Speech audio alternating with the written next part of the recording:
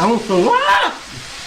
Ang sarap mo bitlog! So yun, nagagawa natin yung kumbaga wet dry ay dry wet dry method. Yun ang gagawin natin. Huwag makikialam, ako lang dito ang artista. Ha? Ako lang ang artista. Kung may pagkakamali ako, may maling sinabi, huwag niya akong balahin. Okay? Ganun talaga. Kaya may tikon, may tikto. Okay? Kakitinda tayo. So yung mag-alam. So kaya ang gagawin natin, ituro natin yung tamang proseso. Since ito yung kuya natin, 1 kilo po yan. So nasa 15 to 16 pieces to. So kukuha lang tayo dito ng 10 piraso. Okay? Bakit 10 piraso? 10 piraso lang ang ating lulutuin. Kumbaga, para hindi maging crowded siya. So kukuha lang tayo dito ng 10. 1, 2, 3, 4, 5, 6, 7, 8, 9, ayan, 10. So ang gagawin natin, ayan na, tatabunan natin ang ating breading mix. Ito yung ating breading mix, mga kabiknok, ha? Ayan, tatabunan natin yan. Siguraduhin na natabunan talaga siya o kaya nakot ng ating breading mix. Tapos didiinan nyo, ganyan. Yan, para kumapit yung pang-breadings. Okay? Ito yung dry method muna. Dry first step na gagawin nyo, ha? Sa dry wet dry method. Okay? Ang maganda rito sa method na to ay napaka-crispy ng balat niya, ng coating niya. Saka tatagal talaga yung crispiness niya. Okay? Yan, diinan nyo ulit. Mga 2 ulit na diin. O 3, okay na yan. Okay? Tapos, papagpag nyo, lalagay nyo ito dito sa tubig. Okay? Ito yung tubig niya. Wala itong ano man na timpla. Yan, lalagyan natin. Lagyan natin. Yan.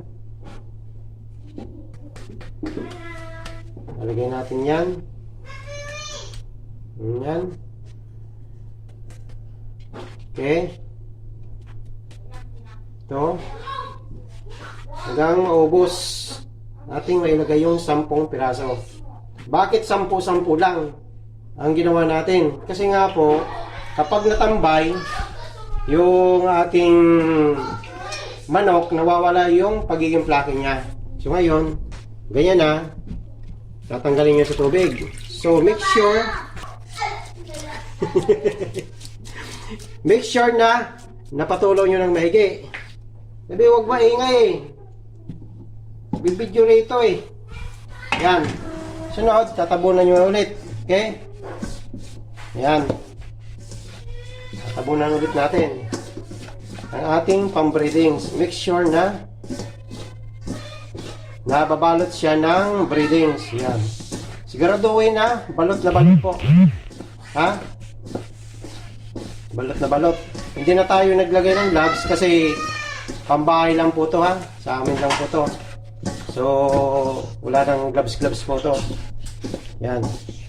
Dito naman, sa last method natin na ginawa, o step, ay hindi na tayo nagdiin. Hindi na natin diniinan, ha. Okay? Magkaiba po yun dun sa unang ginawa natin.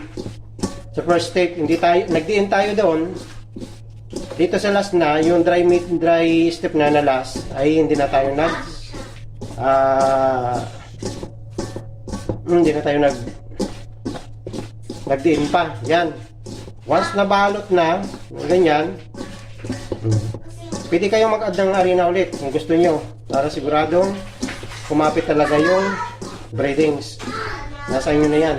So dito naman, sa mantika, kung wala kayong thermometer, pwede kayong gumamit ng stick ng barbecue.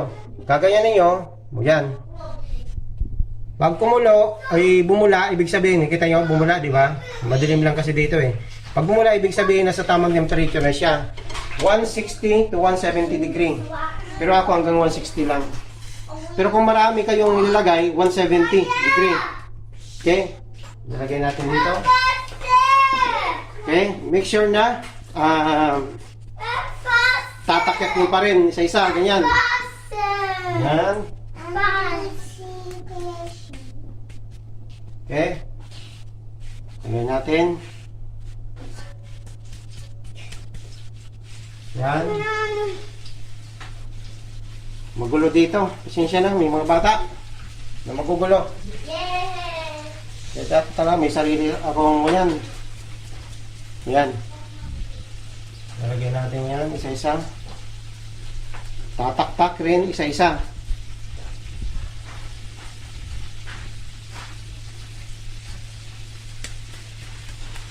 Yun. Tatakpak natin isa't isa. Yan.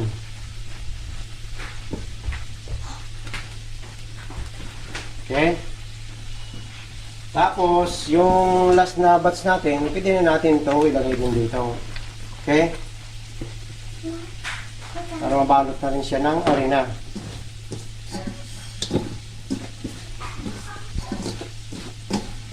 Kabot nyo na rin yung panlagay. Kasya na. Hmm? Kasya na. Hindi yan kasi. Kasha! Yan. Power! Ito lang namin nila, dito ko lang nilagay kasi sayang naman ng plastic.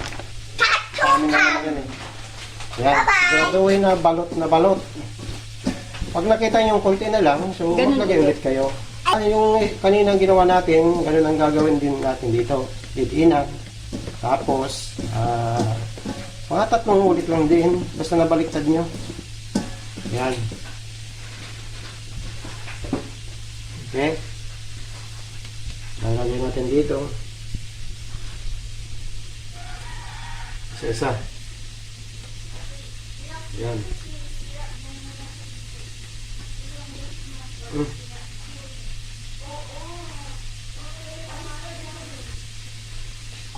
Pero kung mayroon kayong alam na mas magandang proseso, di yun ang i-apply nyo. Nasa inyo na yan. So, hintayin natin yun. After 4 minutes, saka natin babalik na rin. Yan, pwede muna natin itambay yan dyan. Huwag na huwag natin babalutin ng yung pangatlong arena, yung dry method sa huli. Kasi, ang mangyayari, mag-moist yung balat nito, o kaya yung skin niya. So, mawawala yung pagiging fluffy. Saka lang natin babalutin ng breading sa huli kapag nakahawon na tayo. Baga inahon na natin yung niluluto natin. Okay?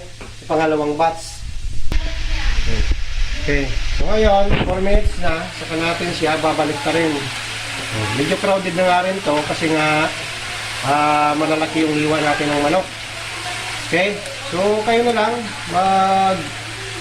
tumingin kung sa tingin nyo kasi maliit lang itong ating lutuan na yun. Kaya medyo crowded na siya. Ayan, yung ating fried chicken. So, ang hintayin pa natin ng mga 4 minutes pa. Ang pagluto po, pag ito medyo malalaki, so medyo yung hiwa niya, ang pagluto niya, kailangan 8 to 9 minutes. Yan, luto na yan. Pag mga small cut, mga 7 minutes lang, luto na. Okay? Yan. So, after 4 minutes, pwede natin siyang ahulin. Okay? Ipapahulin mo yung mga mabubuto, katulad ditong ating yung leg part. Yan o. Makikita mo, yan, yung blood yung galing sa buto niya. So, kailangan wala po yan. Kaya sa pagluluto, pagprito ng manok, kailangan yung mga buto, yun ang ipapaulit ko natin. Makikita mo naman na luto na yung iba dyan kasi kusa siyang dilitaw sa oil. Okay? Ganun lang. Malapit na po ito. Malapit na. Ganda ng... Yan yung sinasabi ko. Yung, kita nyo? Yung pagiging fluffy niya. Napakaganda niya. Yan. Mamula-mula, golden brown. Yung sinasabi. Yan. Ayan, luto na po ito. So, kukunin natin muna yung mga iba buto. Ito. Ayan. Lagyan natin dito. Yan po, napakadali lang naman magprito ng manok. Pero kailangan talaga sundin nyo yung proseso na tinuturo ko. Ha?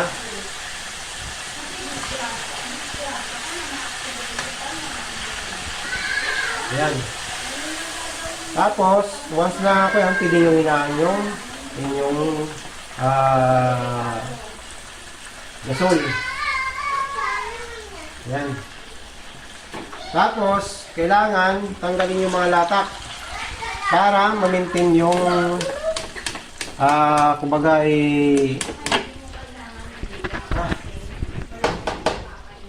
kuya ng manok ay ng oil, hindi kagad iitim. Yan. Natural na yan ang mga latak. Talagang kasama yan sa pagluluto ng manok. Ito ng manok. Yan. Tatanggalin kagad natin yan. Tagasalang nyo, kailangan tanggalin yung mga latak. Kasi yan ang nakakapaitim sa oil. Ha? Ayan. Tatanggalin natin yan. Mga latak. Make sure na walang natira ng latak. Ayan. So, ito na yung susunod natin. Yung kaninang ating nababad kanina. Yan. Hindi muna natin nilagay doon kanina kasi mawawala yung pagiging fluffy niya. So, kailangan saka mo lang mabalutan siya kapag naka-ready na ang lulutuin mo. Pwede tayo maglagay ng harina sa ibabaw niya. Yan. Okay. Hindi pala harina. Breeding mix. Okay. Yun. Ganito na lang po. Simple. Ha? Ito yung ating first method. Yung dry with dry method. Sinasabi. Okay. Dry with dry method. Kailangan balot na balot talaga yan. Titingnan nyo kung mayroon na hindi na balot. Yan. Siguraduhin yung balot yan. Para siguradong fluffy. Ating manok. Yung labas. Crispy ang labas. At juicy yung loob. Sa mga nagtatanong pala kung pwede daw na hindi na i-brine, nasa inyo na yan. Ako tinuturo ko lang yung tamang method. Ha? Bakit importante yung brining, yung pagbabrine sa manok? Ha? In-explain ko yan doon sa tutorial na binigay ko sa inyo. So, kung ayaw yung sundin, may sarili na rin kayong method. So, yun ang gawin nyo. Basta ako, tinuturo ko lang yung alam kong ikakaganda ng quality ng product nyo. Okay? Kasi nga, pagluluto, hindi lang yung basta makapagluto ka. Kasi ako, sinusunod ko talaga yung tamang proseso. May mga shortcut method naman na sinasabi. So, kayo nang bahala. Ha? Anong gusto nyo? Basta tayo, ang ginagawa lang natin ay yung alam kong tamang proseso na ikakaganda ng output ng fried chicken nyo. Ng quality, hindi lang sa quality, kundi yung siyempre, hindi lang sa lasa, pati sa quality. Baga yung output ng product.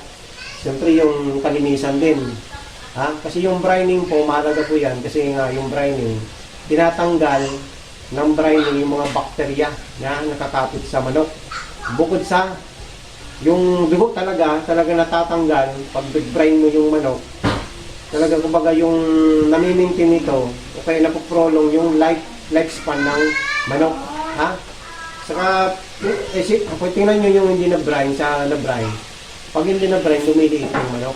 Lumiliit yung niya. Kasi nga, kumbaga, yung moisture ng manok parang nawawala na. Ha? Kapag hindi na-brine, kapag prinitin nyo. Kasi nga, yung preto, yung mainit ng mantika niya yun. Kumbaga, higupin na ng mantika yung juice ng manok. So, ang nangyari, parang nagiging dry na yung manok. Ayun, so, kapag i-brine nyo, mag-maintain yung juiciness ng manok. So, yan ang pang siguro magandang explanation na masasabi ko sa inyo. So, nasa inyo pa rin po kung gusto nyo i-brine o hindi i-brine. Bala kayo sa output ng manok. Ang Ang tinuturo ko lang, yung alam kong ikapaganda ng produkto nyo. Okay? Kasi nga, siyempre, ilang taon na rin tayo dito nag-aaral ng ganito. I-compare natin yung na-brine sa hindi na-brine. So yung para sa akin, na-brine pa rin yung maganda. Ha? Maganda. O nga, sabihin natin matrabaho, pero yung kalidad naman ng produkto. So hindi naman ako against dun sa mga hindi nagbabrine kasi yun ang method nila.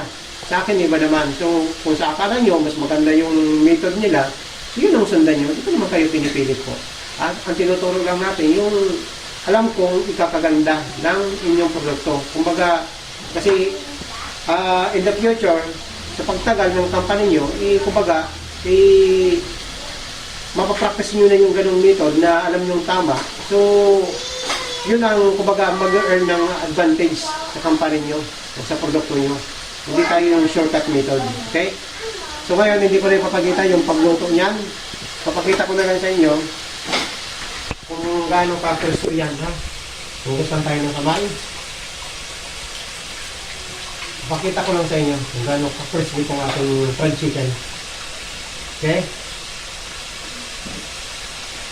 Hugasan tayo. Papakita ko lang sa inyo kung gaano ka-crisp at ka-juicy. Dito tayo sa paa ba to? Ito. Ito.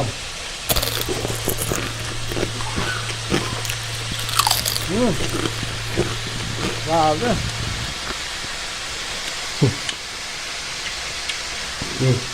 Mamalis yan pa. Juice na ba ito? Oh. Tama? Juicy. Walang dugo. Sa loob. Napakasarap. Hanapin nyo yung lasa. Itong ating timplada. So, maraming salamat. Ang sarap! Ang sarap mo, Bitlok! Okay? Maraming salamat. I love you. Hanggang muli. Kung may katanungan kayo, just leave your comment below.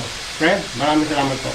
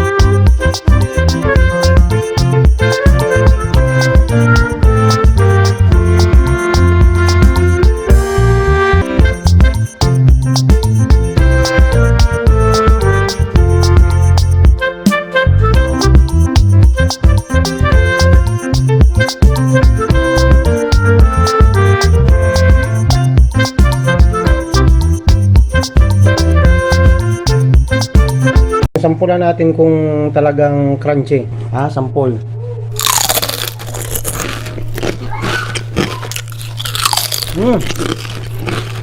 Wow.